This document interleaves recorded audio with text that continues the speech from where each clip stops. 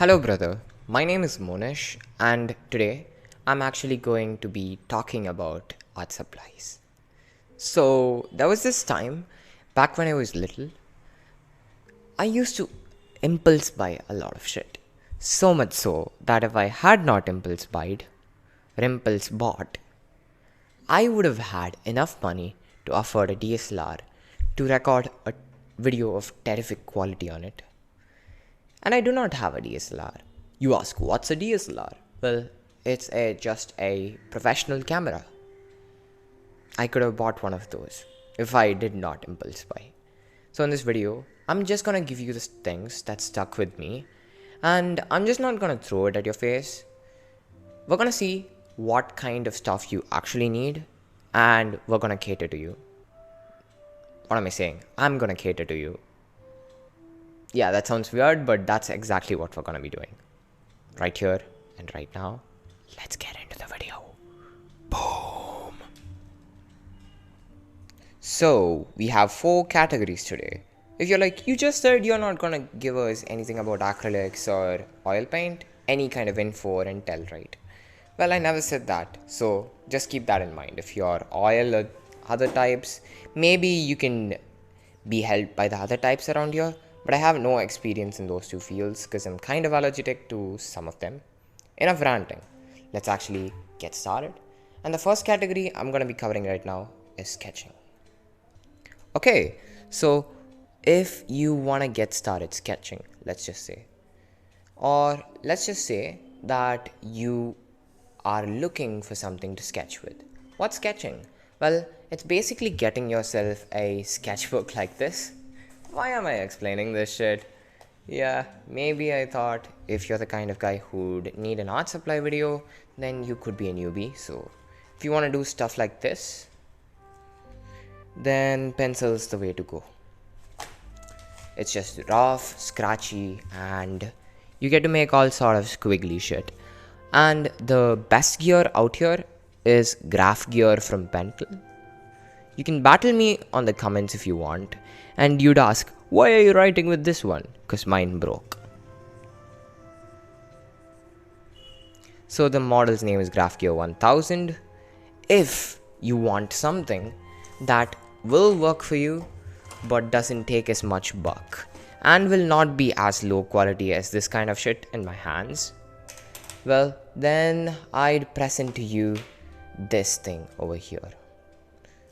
Let me show you his characteristics in more detail.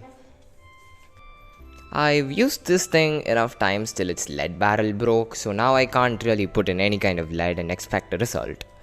So yeah, these are all the things that I did when this guy was working, so you may get an idea of what he can do with this. It's a really handy pencil. The weight distribution is quite good. Shit, bad hand day. L. Let's actually get to the next one then. So if you're wondering, the name of this pen is the Tombow Mono. Tombow Mono. Bow Mono. Yup. So if you're like, wait, I know that the graphgear 1000 is good, I know that Tombow Mono is good, but I just want to get started. Well, then your best bet is getting this one thing. If you're like, wait, don't I need more? Like, yeah, you could have an eraser. Just get a dust-free one or a clay eraser like this. This is really easy to use and it does work most of the time. But if you're like, wait, all I need is a pencil and an eraser, well, you do need a sketchbook. And I suggest getting the cheapest one on the market if you just want to sketch away. Okay, there are some stuff I'd get cancelled for you, but if you just want to get started sketching and stuff like that, this is the way to go. Like, these are made with just a pencil and a sketchbook that's worth 110 rupees, which means it's just shy of $1.50. Yeah, that's kind of holy shit, right? All you need to practice is this and this. You start it. Some people really love to sketch with ink. For those people, I'd recommend going with a brush pen for starters. Because while a lot of us like to brag that we are pros or really good at what we do, we have to agree to one fact that the skill sets need to be trained. So instead of actually getting yourself a brush at first, what you can do, as I did in the past, is get yourself a felt tip brush pin. And these come in varying sizes. The one I have with me is of the soft tip type. But my suggestion to you would be to get yourself a hard tip pen, because that kind of works better when you're starting because you have a lot more control over it. So what do you mean by sketching with a brush pen? Well, it's essentially this. Let me show you. So you know how you can actually draw a straight line with a pen like this, right? In a brush pen, you can do something like this. So your lines will have a lot more personality when you're using a brush. That's kind of what this pen is trying to emulate. It's trying to be the child of this pen over here and this other thing over here. So if you want to sketch with brushes, this is really good. But if you're like, bro, I just use ink, but I don't want it to be hard to control, well, I have something for you. And that is the Sakura micron tip pen. So what this does best is essentially it just allows you to get started sketching, and the lines are even, which means you can make works that look like this. Not everything, but stuff within this picture, some of it for the level of control this thing provides, like the evenness of it, it is useful in making stuff like this. Yeah. And now you're like, everything's great, my man, but I know I can use a pencil, mono eraser, all of these things. Oh, by the way, did I mention mono makes erasers and they're really good. I don't really have one around to show you because I erased away the eraser. And what I can show you other than that is some watercolor paint that you can be using while you're traveling. It's essentially going to be from the Winsor & Newton Cotman line. I have used that in the past. Unfortunately, that ran away too. Okay, now the name of those colors is Cotman watercolors, and it's like a traveler's kit. It's really good, and if you have it, you can actually sketch on the go, as well as just sketch and make your stuff look like this while you paint. And if you're all for this look and you want it, you can get that. It's pretty cheap, $20 or $25 at maximum, or $50. That's what I think the actual pricing is. I will actually put it in the description, everything that I speak of. But if you want to sketch these things, what I showed you, these are like the way to go. But if you want to really get into the depths of sketching, you have these two guys, and that's where we enter painting territory. Dun tararara. Twing, Supercell. This was how all the people I watched used to start an ad, but I'm not starting an ad, don't worry.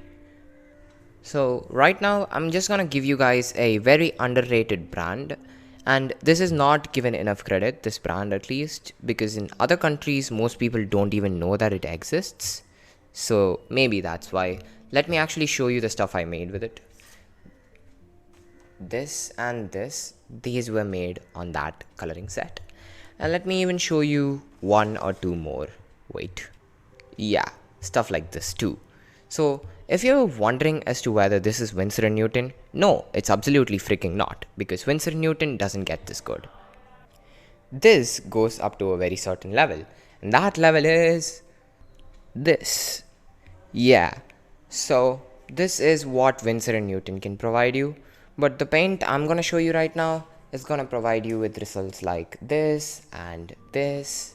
It's just gonna look way more saturated, and if you want to have that kind of a pop art style rather than just a natural Winsor & Newton style, then I'd say go for Camelin. Yes, that's that underrated brand I was talking about. This is what you need to go for. If you're like, wait a minute, isn't this supposed to be less expensive paint? Yeah, but somehow it can make shit look like this, and this was not even painted in that long of a time. It just took me 4 hours. And the stuff comes out looking really saturated, nice, cool. And if you want to make something that's in the comic book art style, this is the way to go. But I'm gonna like speak very honestly right now. The thing is, without the right paper, whatever watercolor you're gonna use is gonna turn out looking like shit. Let me show you. As for paper, this is an example of a wrong paint on a wrong paper, which means it all goes to shit pretty quickly. And if you don't want to have stuff that looks like this, here is something else. This is an example of the right paint on the right piece of paper. So when you're looking for paper, what you're gonna have to check is cold pressed for watercolor.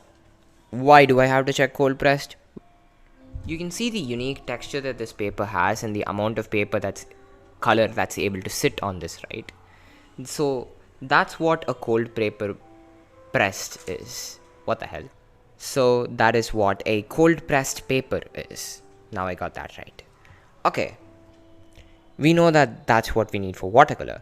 What about other types of paints? We have graphic markers and other stuff, right? Well, I am coming to that. We'll talk about graphic markers right now. But before that, let me talk to you about brushes. So for brushes, what my suggestion would be is, if you're doing line art, get yourself a number 3 and do not skip out on the type of brush's price for at least the outliner one. Because if those things get bristly, you're gonna end up with shit like results. Like this. The line art is not really that good, if you can see it here. This is mostly due to my inexperience, but also because the brush I used kind of kept shitting on the picture. Well, if you now ask me, so what is the purpose of a brush in line art? Well, good question. What you have to do is essentially like, you use this guy over here and you use this dropper like mechanism here, and you put the ink on the thing, and then you just dip it with whatever the hell you have, which in my case is this over here, and you just start using it, and you just have like water bowls nearby. If you watch videos on it, you'll learn it. That's kind of a little bit out of the scope for today's videos. You don't need to buy them. They're a different topic entirely. So you just have to use this water sometimes, or otherwise if you don't want, you can just use the ink directly. So we've covered 2 types of paint. Yeah, that really was a pain in the ass, or the arse, because that's pirate English, baby. That's how we roll. Wait. Now we've actually covered 2 types of paint. One type of paint is essentially the normal watercolors. I would suggest that you get Hemi if you're going for gouache, because I've used it not as part of my own, but as a part of somebody else's collection. It's not mine to show right now, so I can't really show you that, but just really check out Hemi gouache and you'll find a shit ton of things on the internet. And yeah, for watercolors, if you want to get to the far end and you want the more expensive ones, my atte, she used this thing called Ganzai Tambi. It's really good. And the last that we have in the traditional painting place is this. So do not skip out on the brush sizes. For larger areas, use flatter brushes, and for smaller minute areas, you can use thin brushes that have a round tip. Not size 3. I'd prefer to use something around size 10, 20 for bigger area coverage. Let me show you that one too. Yup. So for brushes, you need to remember to not leave them out dry with paint. Otherwise, your thing looks like this. This is like a brush that's run out of its expiry time and it's in shit condition right now. However, this one I maintained consciously. Okay. That was the essential stuff. tiny things, tiny details. It's just general knowledge. Let me actually get you to the next one, which is graphic markers. So these two really make up the holy grail of everything that you need. Making comics and urban sketching are like tiny extensions of these. So now that you know that you need cold pressed paper for painting, what do you need for graphic markers? Well, you, my friend, you need warm pressed papers. So if you're like, is this the only thing I need to look for in my painting books, stuff like that? No. The answer is there is one other factor called GSM. It's also known as grams per square meter. So if this is a high number, then what that essentially means is you get to do a lot more painting before the paper starts crying. In simple terms, let me explain. So you see, cotton, there is also a benefit to working in cotton. It's like the absorption is high. But let me show you something else. Since this is 300 GSM paper, I just can go with a shit ton of paint and the paper won't even complain. Why am I personifying everything? Am I a poet? I don't know. This is ink, by the way. And yeah, that was pretty much the guide to buying shit on watercolors. Like, this was the total guide. Now let's actually step into graphic markers. So there are two different types of graphic markers. One is the really expensive shit that's really good. Here I'd put Winsor & Newton and Copic. Wait, let me show you more. So when you take a look at markers like these, what you can see is pure freaking quality. Let me show you. What you'd really want in a marker is not the price alone. You'll want a felt tip marker. So it's like there are two different types of markers. One is a brush marker and the other is a felt tip marker. What, in my opinion, suits most people better is the brush one, because one, you can cover vast areas really quickly. Two, it's really more flowy to work with, and I like flowy stuff like watercolor and curves. Yeah.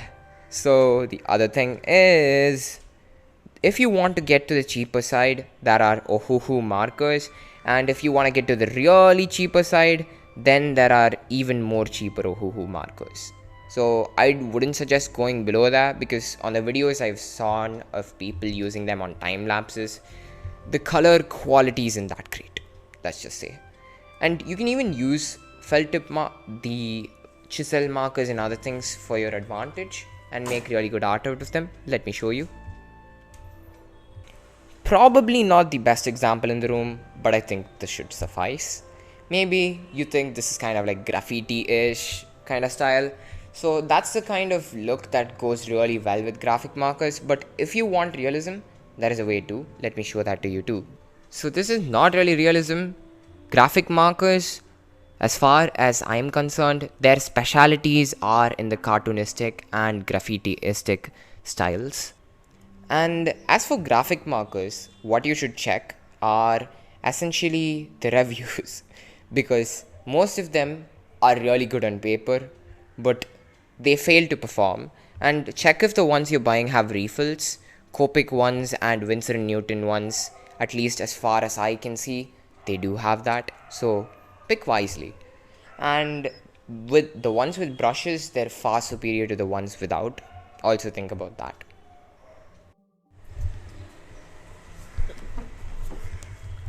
And as I said earlier, the other two categories, which are basically urban sketching and making comics, are barely extensions of painting and coloring.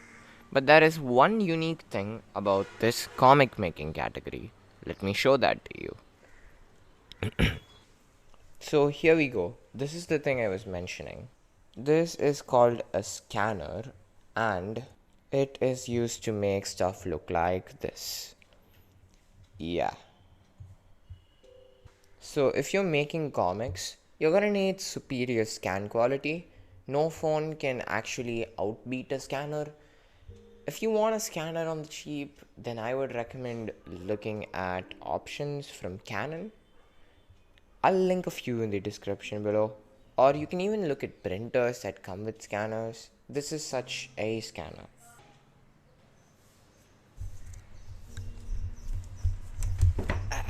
Yeah, and also for comic books, the industry standard is basically ink and bristled brush, which is size 3. So I bought it from this brand called Aqua Elite. If you want the stuff I'm using, I will put that in the description. But I do recommend not skipping out on the outliner brush's price. If it's pricey, it's going to be good.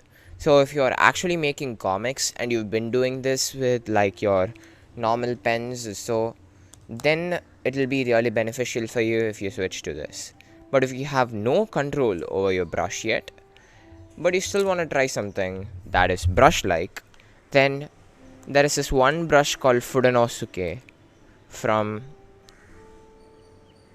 No, this is not Fudenosuke. What is it called? I can't read Japanese. If any of you know how to read this, this is the brush I'm talking about. So it has really good pressure control. It's a pentel brush. And you can make a lot of really nice strokes with it. And yeah, that's pretty much comic making. Let us actually write down what we talked about. So a printer is useful. Printer and a brush pen. You'll be making a lot of pages in terms of comics, so make sure to get yourself enough sheets in standard industry sizes. Like if you want to have it be printed someday, then it's best to stick to standard industry sizes on the papers. And that was about it for making comics, painting and sketching and urban sketching. It's actually quite simple. Let me show you. So you get yourself an A6 sketchbook so that it will slide into your pocket like this. And shit, that's not going in properly. Yeah, now it is. And let's also imagine that you actually, after you pocketed it, where there is a lot of stuff you can draw, you look at said stuff and you just quickly capture the moment. So while you're urban sketching, you shouldn't think about anything else. Like you just are sat there, you're enjoying the moment, and you just make a tiny sketch of whatever happens there. At least that is my notion of urban sketching.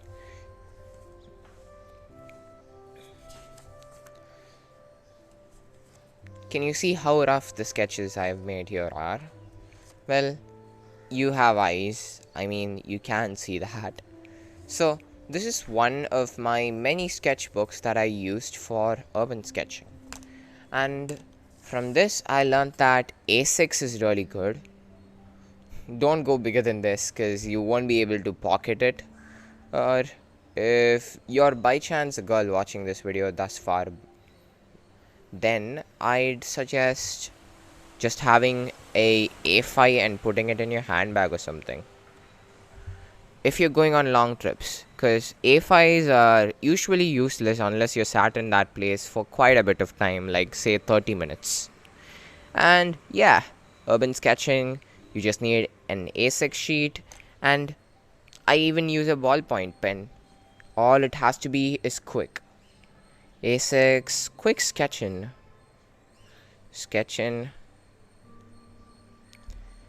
And if you actually want to take the time and do the watercolor work after you reach home, then get a A6 one with watercolor capability.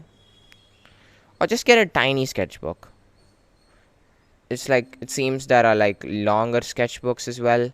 So look into those things. Longer than broad sketchbooks.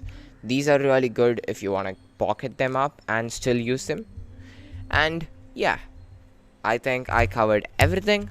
I wanted to actually talk about today. And so, if you had a portfolio in the past where you actually struggled with this kind of stuff, say you wanted to do certain things or something like that, this video might have proven helpful. But if you want acrylics or other things related to acrylics, such as oil paints, I couldn't really make an video about them. For gouache, try out Himi. Their stuff is really good. And by the way, if you want to make star effects, tapping on the paper slowly seems to give us the best result. But if you're impatient, this does the job too. Like, that's all you do. And okay, my video about all of this is over. I surely know that there are way more subcategories, such as designing, such as the other things. But all you need to remember are the basics of this. For comic art, I would suggest getting a non-photo blue pencil. This is available in Prismacolors thing, and what they actually do is that once you draw on them first, like a pencil, it doesn't show its teeth in Photoshop, which means you can just quite literally remove the blue, and when you're digitalizing stuff, the inking will be the only thing left over, so you can just scribble over with the blue part however the hell you want. Okay, thank you for watching this video.